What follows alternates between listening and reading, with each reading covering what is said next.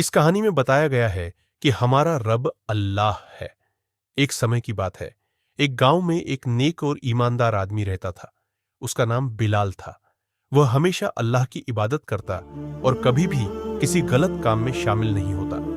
हर दिन वह फज्र की नमाज अदा करने के लिए मस्जिद जाता था। मस्जिद का रास्ता एक घने जंगल से होकर गुजरता था। बिलाल को इस रास्ते पर चलने में कोई डर नहीं लगता था, क्योंकि वह जानता था कि अल्लाह उसकी हिफाजत करेगा। लेकिन एक दिन जब वह मस्जिद जा रहा था, अचानक एक विशाल सांड रास्ते में आ गया। सांड गुस्से से भरा हुआ था और बिलाल को आगे बढ़ने से रोकने लगा। सांड कभी रास्ता रोक लेता, कभी जोर जोर से दहाड़ता, तो कभी उसे डराने की कोशिश करता। लेकिन बिलाल ने अल्लाह का नाम लिया और बिना डरे आगे बढ़ता रहा। उसने सोचा, मुझे कोई नुकसान नहीं पहुंचा सकता, क्योंकि मेरा रब अल्लाह है। जब सांड ने देखा कि बिलाल डर नहीं रहा, तो उसने एक नई चाल चली। उसने रास्ते में गंदगी फैला दी ताकि बिलाल वहां से न गुजर सके। बिलाल कुछ देर खड़ा रहा और सोचने लगा कि अब क्या किया जाए।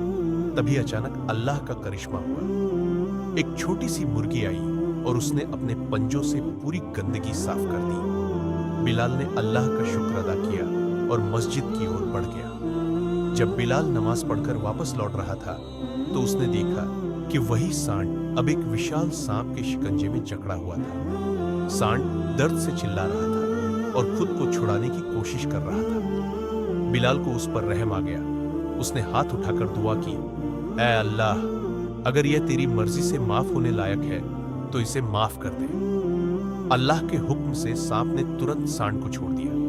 सांड कांपते हुए उठा और अल्लाह का शुक्र अदा करने लगा। उसने कहा, वाकई अल्लाह से बड़ा कोई नहीं, वह सबसे ज्यादा रहम करने वाला है। इसके बाद सांड ने वादा किया कि वह कभी किसी को परेशान नहीं करेगा और हमेशा नेक रास्ते पर चलेगा।